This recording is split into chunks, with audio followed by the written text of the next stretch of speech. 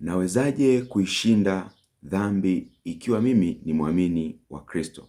Mpendwa, hilo ni swali la siku ya leo. Sasa leo tunakwenda kuangalia kwa habari ya dhambi.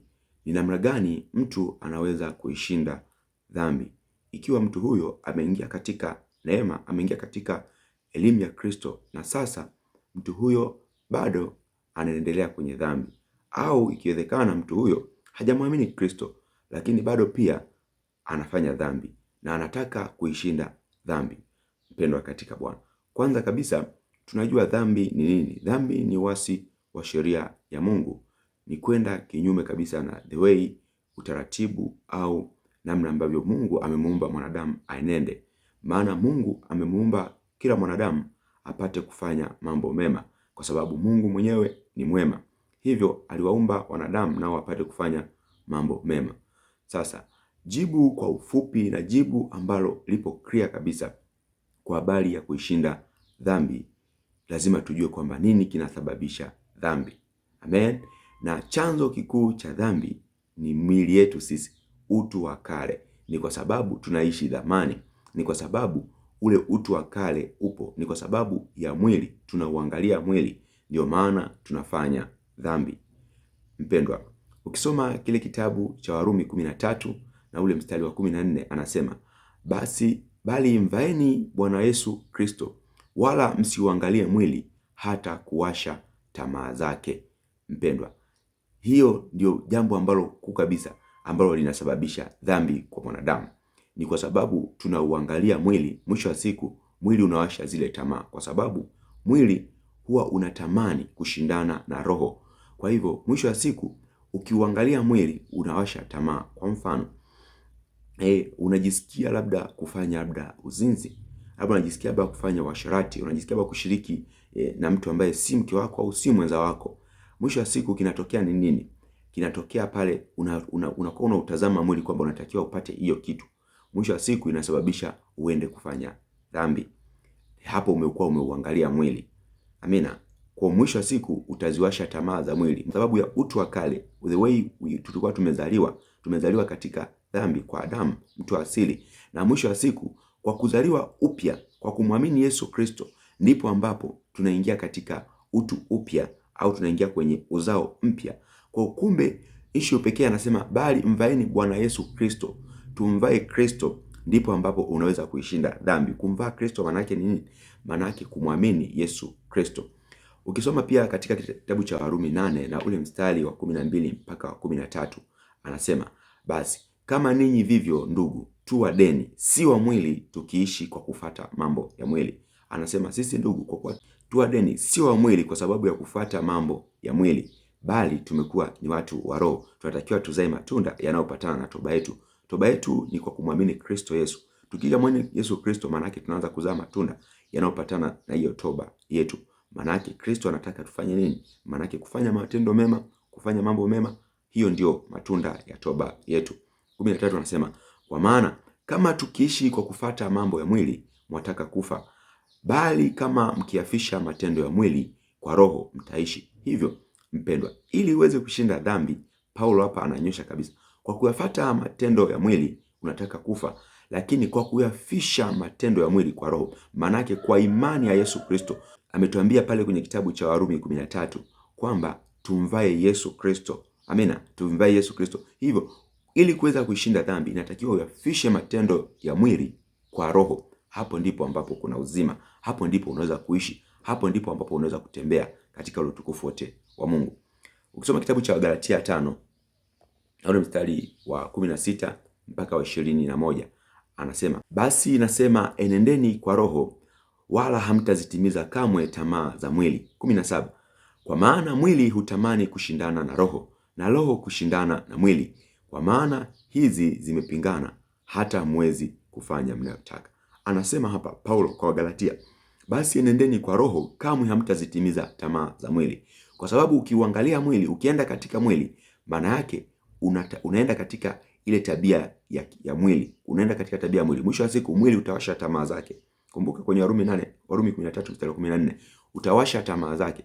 Mwisho wa siku utazini, utaiba, utasema uongo, utasengenya, utaongea vitu vibaya, utatumia lugha chafu, utadhurumu, utaiba ili kujipatia faida. Lakini anasema enendeni kwa Roho, kamwe hamtazitimiza zile tamaa za mwili. Kusudi la mwili ndio hilo. Mwili unataka kisasi, mwili hautaki msamaha.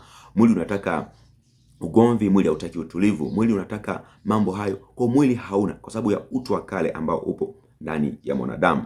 Kwa ule mwili anasema tukienda katika Roho hatutazitimiza kamwe tamaa za mwili. Kwa kumwamini Kristo Yesu hatuwezi tena kuzitimiza tamaa za mwili. Hivyo hakuna kuangalia mwili, bali kuangalia Roho ambayo tumepokea, yale ule utukufu na mafundisho ya Yesu Kristo ndani yetu.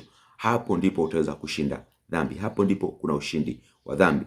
18 anasema hivi, lakini mkiongozwa na Roho hampo chini ya sheria. Basi matendo ya mwili dhahiri ni haya, ndiyo haya: uasherati, uchafu, ufisadi, ibada ya sanamu, uchawi, uadui, ugomvi, wivu, hasira, fitina, faraka, huzushi, husda, ulevi, ulafi, mambo yanayofanana na hayo. Katika hayo naambia mapema, kama nilivyokwisha kuambia, ya kwamba watu watendao mambo ya jinsi hiyo hawataurithi ufalme wa Mungu. Amina. Anazungumza huu ndio uchafu na huu ndio ubaya ambao upo. Kwa ulafi, ulevi, kwa ili usiende katika ulevi, ili usiende katika uchawi, ili usiende katika wivu, husda, masengenyo, fitina, faraka, ulevi na mambo mengine, ya kupasa uvae Kristo ili usiende katika mambo hayo. Na kwa kumvaa Kristo, ukimvaa Kristo manake ni nje issue ya kumwamini Yesu Kristo, kwenda katika imani ya Kristo. Katika Kristo humo ndimo ndani kuna majifunzo, kuna kujifunza humo ndani. Amina. Kuna kujifunza humo ndani. Na next time tutaangalia kwa habari ya mtu wa kale na mtu mpya, lakini pia tutaangalia revo katika ukuaji wa Kristo, watoto wachanga mpaka watu wa rohoni. Ukisoma kitabu cha Efeso 4 na ule mstari wa 20 mpaka 30, anazungumza kwa habari ya namna mtu wa kale ambavyo au mtu mpya baada ya kumwamini Kristo anavyoenenda. Ukisoma kitabu ule mstari wa 20 anasema hivi, bali ninyi sivyo mlivyojifunza Kristo, ikiwa mlisikia mkafundishwa katika yeye, kama kweli ilivyo katika Yesu, mvue kwa habari ya mwenendo wa kwanza, utu wa dhamani. Kwa hiyo kuna utu wa dhamani. Issue ya kuacha dhambi ni issue ya unatakiwa uvue utu wa dhamani. Kwa utu wa dhamani maana yake kwa kumwamini Yesu Kristo unatakiwa uvue ule utu wa dhamani. Tunavua kwa our intention, bali kwa kumwamini Kristo, na Kristo kwa sababu tumejifunza kwa Kristo, kwa neema ndio inayotufundisha kuvua utu wa dhamani. Anasema katika kile kitabu cha Tito 2 na ule mstari wa 11 mpaka ule wa 12, anasema neema iokoayo wanadamu wote imefunuliwa, nayo hiyo neema yatufundisha kukataa ubaya na tamaa za kidunia, tukapate kuishi kwa kiasi na utauwa katika ulimwengu huu wa sasa. Mpendwa, neema yake Mungu ndiyo inayotufundisha sisi kukataa ubaya, kukataa dhina, kukataa ulevi, kukataa masengenyo, kukataa mabaya. Kwa sababu gani? Neema ni elimu kwetu, ndiyo inayotufundisha huo utukufu wote. Kwa anasema hivi, ikiwa mlimsikia mkafundishwa katika yeye, katika neema, kama kweli ilivyo katika Yesu, mvue kwa habari ya mwenendo wa kwanza, utu wa zamani, tabia za zamani, ulevi, husda, masengenyo, mambo mengine hayo unaoharibika kwa kuzifuata tamaa zenye kudanganya. Kwa unafuata tamaa ambazo zinadanganya. Anasema hivi mstari wa 23, na mfanywe wapya katika roho ya nia zenu. Na mfanywe wapya katika roho za nia. Kwa tuzaliwe, to be born again, tuzaliwe upya katika nia za roho zetu. Amina. 24, mkauvae utu upya ulioumbwa kwa namna ya Mungu katika haki na katika utakatifu wa kweli. Kwa issue ni kuvaa utu upya ambao huo ndio ambao uliumbwa na Mungu katika haki na utakatifu wa kweli. Ndio maana tukazaliwa upya, tukatoka katika mwili alafu tukazaliwa upya katika roho. Kwa kumwamini Yesu Kristo tumeingia katika ule utukufu wa roho. Anasema wanaoongozwa na roho wa Mungu hao ndio wana wa Mungu. Hiyo ni Warumi. Anasema hivi mstari wa 25, anasema basi uvueni uongo mkaseme kweli, kila mtu na jirani yake, kwa maana tu viungo, kila mmoja kiungo cha mwenzake. Muwe na hasira ila msitende dhambi, jua lisichwe na uchungu wenu bado haujawatoka. 27, wala msimpe ibilisi nafasi. 28, mwibaji asiibe tena, bali afadhali afanye juhudi akitenda kazi iliyo nzuri kwa mikono yake mwenyewe, apate kuwa na kitu cha kumgawia mhitaji. 29, neno lolote lililo ovu lisitoke kinywani mwenu, bali lilo jema na kumfaa mwenye kuhitaji, ili wapate neema, ili liwape neema wanaosikia. 30 na mwisho, wala msimhuzunishe yule Roho Mtakatifu wa Mungu, ambaye kwa yeye mlitiwa muhuri hata siku ya ukombozi.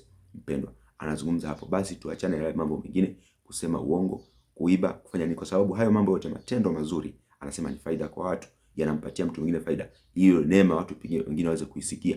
Kwa hiyo mara nyingi sana unapokuwa umeingia katika neema ya Kristo, alafu unaendelea kufanya dhambi, unawafanya watu wengine wasisikie ile neema, wasisikie ile injili, na ule utukufu wa Mungu usionekane. Ndio maana Yakobo anasema imani bila matendo imekufa, kwa sababu haionekani, haizai chochote, haitoi chochote kile. Mwisho wa siku hiyo kazi ya Kristo inakuwa kama unaibatilisha, na kitu ambacho sio kizuri. Kumbuka, katika kila kazi na kila tendo litatolewa hukumu katika siku ya Kristo. Mpendwa, hivyo tuuvue ubaya, tuvae wema, kwa njia moja tu, kwa kumwamini Yesu Kristo, tukazae matunda yanayopatana na toba yetu, kwa kuwa tumemwamini Kristo Yesu. Na wala tusije tukamhuzunisha yule Roho Mtakatifu, kwa sababu tumeongozwa na Roho wa Mungu ili tukafanye matendo mema, tukamzalie Mungu matunda. Mpendwa katika Bwana, hivyo kushinda dhambi ni kuyafisha matendo ya mwili kwa njia ya Roho, ni kwa kumvaa Yesu Kristo. Maana yake ni kwa kumwamini Yesu Kristo, ndipo ambapo unaweza kushinda dhambi, kwa kujifunza katika Kristo Yesu, kwa sababu neema ndiyo inayotufundisha kuacha ule ubaya, kwa sababu tuliokolewa kwa neema, si kwa matendo wala si kwa juhudi zetu, bali ni kipawa cha Mungu, na mtu yote asije akajisifu. Mpendwa, natumaini video hii imekuwa ni ya baraka kwako, na kama imekuwa ni ya baraka kwako, usisahau kusubscribe, kulike, comment na kushare na watu wengine, ili waweze kupata video hizi mara kwa mara pindi tunapozi-upload. Neema yake Mungu itokayo kwa Yesu Kristo iwe pamoja nawe. Nikutakia siku njema. Shalom, shalom.